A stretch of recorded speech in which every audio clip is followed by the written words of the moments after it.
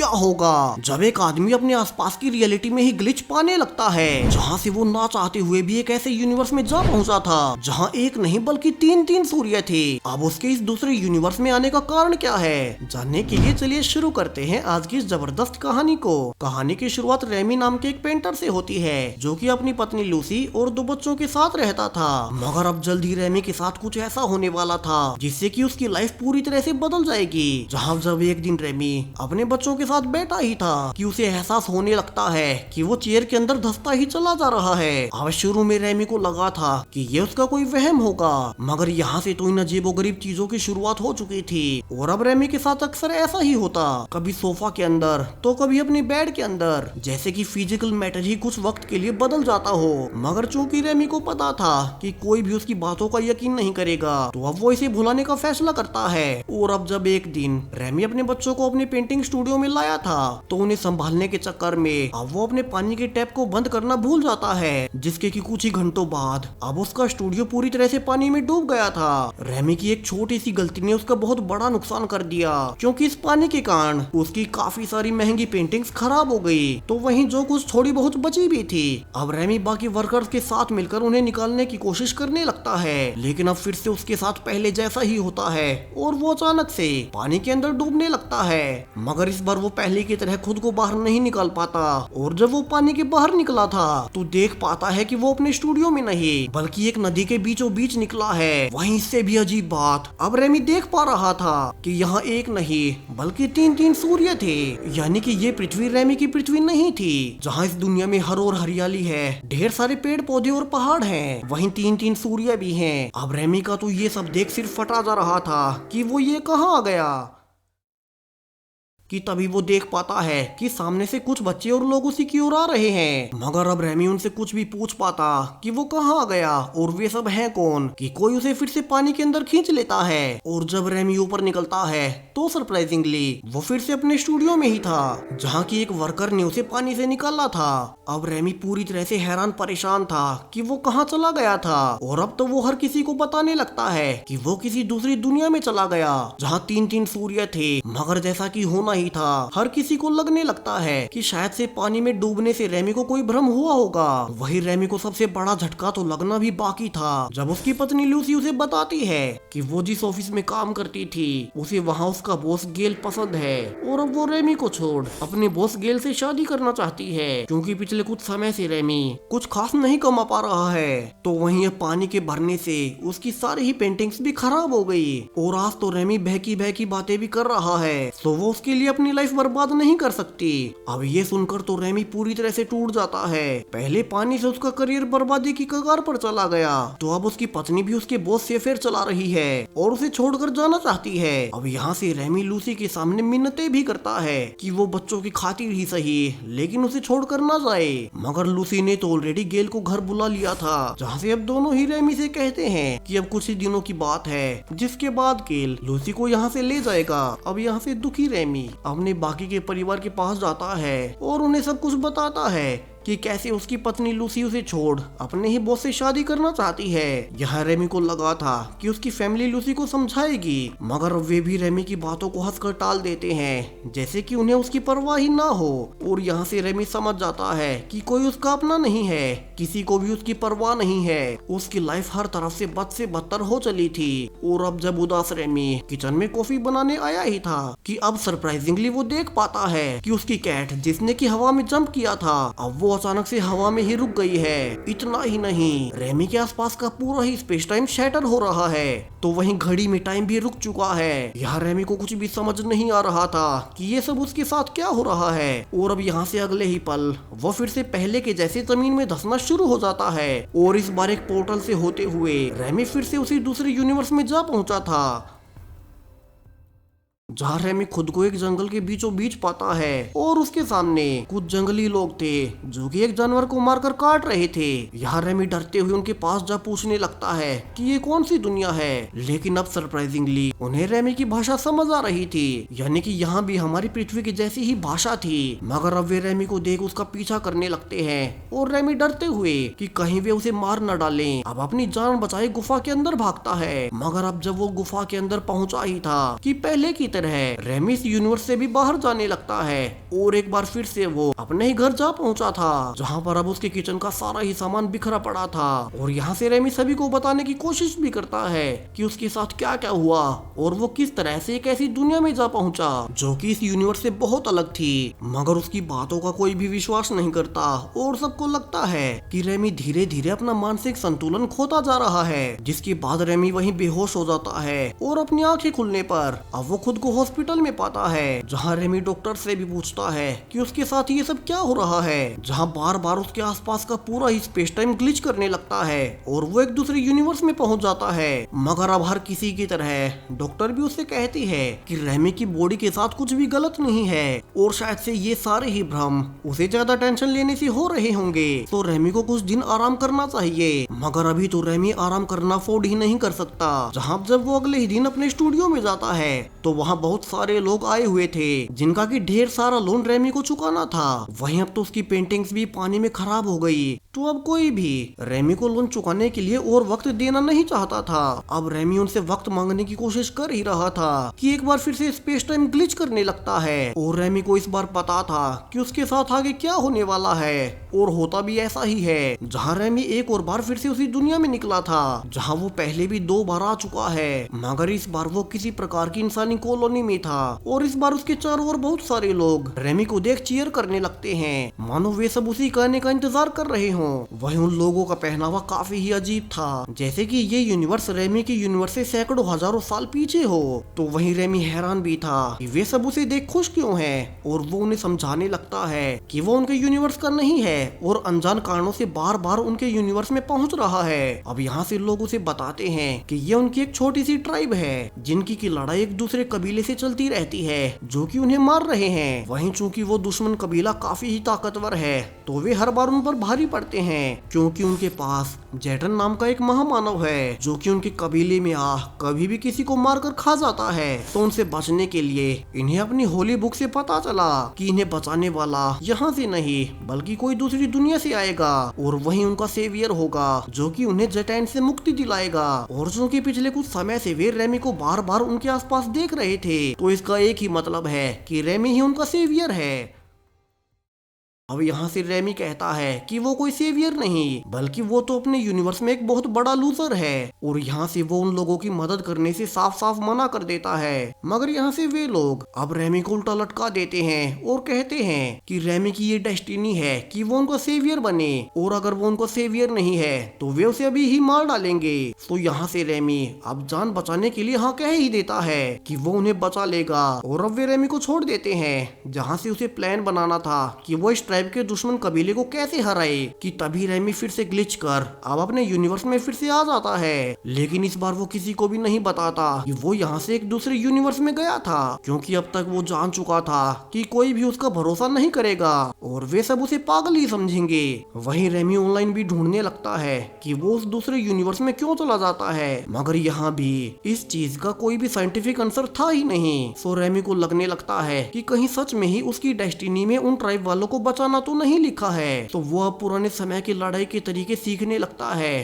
ताकि उस ट्राइब को बचा सके। और इस बार जब वो फिर से उस यूनिवर्स में जा पहुंचा था तो वे ट्राइब वाले पूछते हैं कि रेमी ने उनके लिए क्या सोचा है, और रेमी प्लान के अनुसार अब उन्हें बताने लगता है कि उसके पास उस दुश्मन कबीले से बचने का एक बड़ा ही आसान तरीका है, और उन सब को मिलकर इस पूरे ही कबीले को ये जगह छोड़कर यहाँ से किसी और जगह जाकर बसना होगा जो कि उनके दुश्मन कबीले से दूर हो।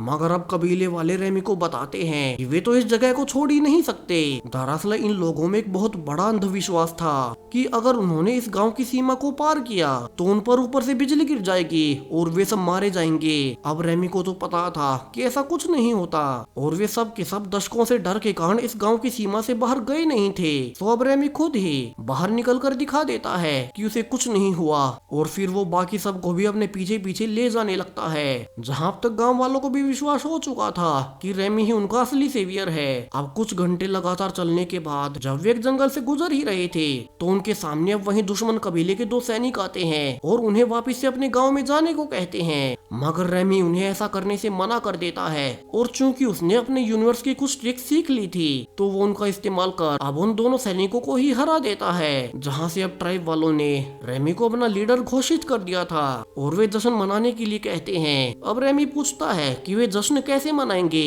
तो बाकी सब बताते हैं कि वे उन दोनों ही सैनिकों को काटकर उनका मांस पूरे ही ट्राइब को खिला देंगे और ये उनका एक ट्रेडिशन है। अब रेमी ये सब सुन चौंक जाता है और जल्दी से उन्हें ऐसा करने से रोकता है और कहता है कि चूंकि वो उनका सेवियर है तो उसके कहने पर उन्हें ये ट्रेडिशन अभी ही खत्म करना होगा और ट्राइब मेंबर्स अब इसके लिए मान भी जाते हैं। मगर अब कुछ समय बाद कुछ लोग आकर रेमी को बताते हैं कि रेमी के कहने पर उन्होंने जिन 2 सैनिकों को जिंदा छोड़ दिया था अब उन्होंने अपनी जेटेन ट्राइब को जाकर बता दिया है कि हम लोग यहाँ से निकल रहे हैं और अब शायद से वे सब मिलकर हम पर हमला जरूर से करेंगे। तो हमें अभी ही एक साथ मिलकर युद्ध की तैयारियां करनी होंगी। जिसे कि सुन रेमी परेशान था क्योंकि उसने तो इंसानियत की खातिर उन सैनिकों को जिंदा छोड़ा था। मगर अब उनकी सच्चाई बताने से यहाँ लड़ाई शुरू होने वाली है जहाँ रेमी की दरियादिली उसी पर भारी पड़ गई।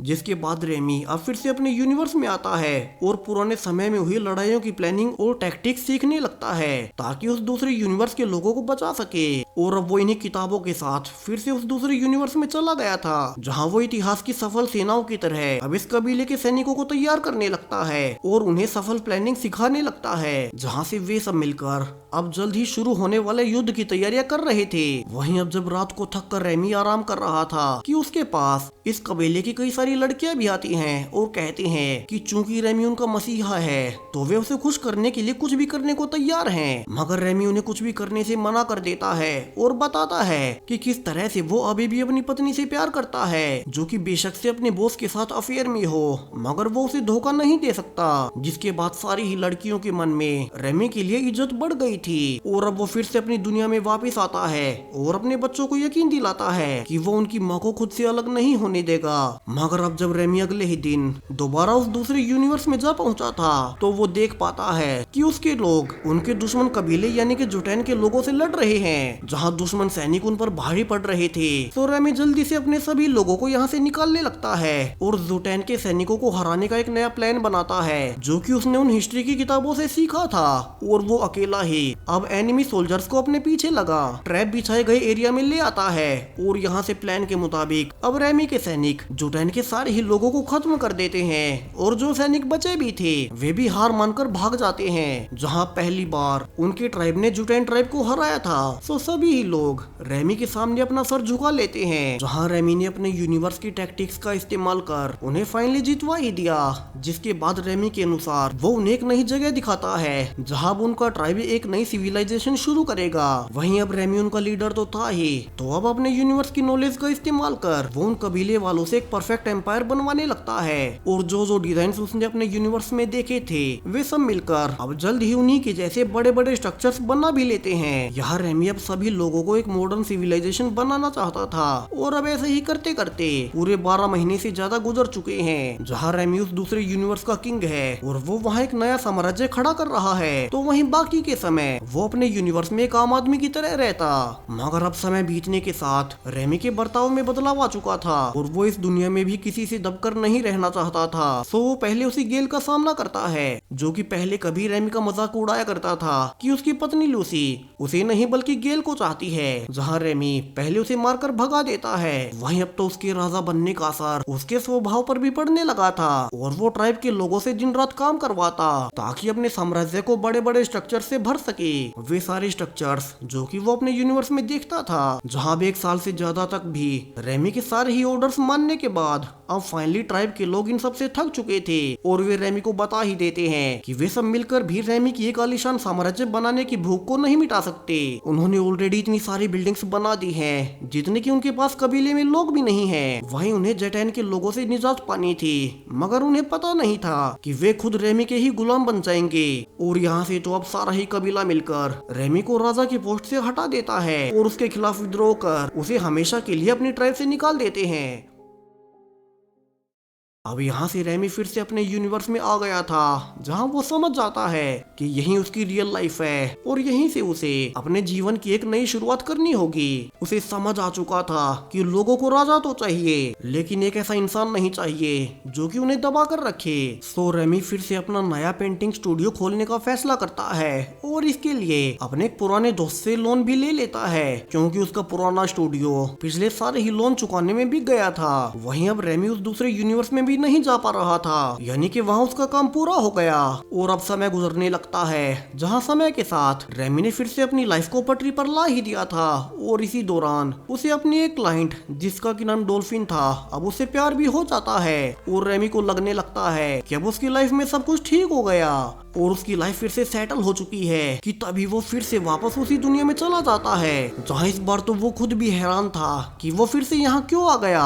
मगर अब ट्राइब के लोगों द्वारा उसे बताया जाता है कि उनका दुश्मन जुटेन अभी भी जिंदा है और रेमी की डेस्टिनी थी कि वो उन्हें जुटेन से आजाद करवाए, वरना वो उन पर फिर से हमला कर ही देगा। जिसके बाद कबीले के लोग अब जबरदस्ती से रेमी को एक गुफा के अंदर भेज देते हैं, जहाँ की जुटेन आज की रात उन पर अटैक करने आया था। और यहाँ पहली बार रेमी अब जुटेन को देखता है, जो कि हाइट में उससे बहुत लंबा और ताकतवर था। मगर रेमी ने इसकी तैयारी पहले से कर रखी थी और वो अपने यूनिवर्स की जानकारियों का इस्तेमाल कर अब फाइनली जुटेन को मार ही देता है और ट्राइब वालों को कहता है कि उसने जुटेन को मार अपना काम पूरा कर दिया और अब वो हमेशा के लिए अपने यूनिवर्स में जा रहा है, क्योंकि वो समझ चुका है कि वही उसकी असली दुनिया है। मगर यहाँ से रेमी को एक बेहद ही हैरानी वाली बात बताई जाती है। दरअसल कबीले वालों का मानना था कि उन्हें हमेशा के लिए सेफ रहने के लिए सभी रस्मों को पूरा करना था और उनकी आखिरी रस्म अभी भी बची हुई थी, जहाँ आखिरी रस्म में वे अपने सेवियर रेमी जिसने की जुटेन को मारा था, अब वे उसे भी मार देंगे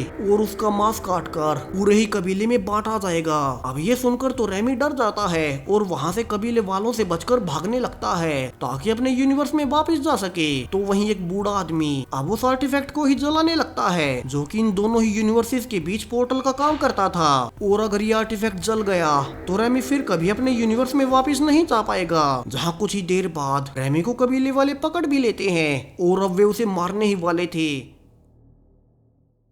कि वहाँ वही लड़कियां आती हैं, जिन्हें कि एक बार रेमी ने कहा था कि वो अपनी पत्नी से बहुत प्यार करता है और उसने उन्हें छुआ नहीं था। तो वे सब मिलकर अब उस आर्टिफैक्ट को आग से निकाल नदी के पानी में फेंक बहा देती हैं ताकि रेमी यहाँ से निकल जाए। और यहाँ से रेमी अब फिर से फाइनली अपने यूनिवर्स में पहुंच ही जाता है, जहाँ उसकी बॉडी को डॉल्फिन एक हॉस्पिटल में ले आई थी, जहाँ रेमी की हालत को सुन उसकी पत्नी लूसी भी बच्चों के साथ आ जाती है। और यहाँ पहली बार डॉल्फिन रेमी की पत्नी लूसी से मिल पाती है और उसे पता चलता है कि रेमी और लूसी उन दोनों का ही अभी तक तलाक नहीं हुआ है। और यहाँ से डॉल्फिन फैसला करती है कि वो रेमी और लूसी के बीच नहीं आएगी। तो वहीं लूसी अब अपने किए पर रेमी से माफी भी मांगती है कि उससे बहुत बड़ी गलती हो गई और अब से वो गेल से अपने सारे ही रिश्ते भी तोड़ रही है। मगर रेमी अपने रिश्ते को कुछ और वक्त देना चाहता था और कुछ महीनों के अंतराल के बाद वे फाइनली अपने मनमुटावों को दूर कर अब फिर से एक साथ हो ही जाते हैं, जहाँ अब रेमी अपने परिवार को फिर से पा काफी ही खुश था। तो वहीं उस दूसरे यूनिवर्स में उस ट्राइब के लोग रेमी का एक बड़ा स्टैच्यू बनाते हैं, जिसने की दूसरी दुनिया से आ उनकी सिविलाइजेशन को ही बचा लिया। और इसी हैप्पी एंडिंग के साथ अब ये कहानी यहीं खत्म हो जाती है। तो वीडियो पसंद आए हो तो वीडियो को लाइक और चैनल को सब्सक्राइब करना ना भूलें। और भी ऐसी ही वीडियोस के लिए थैंक यू।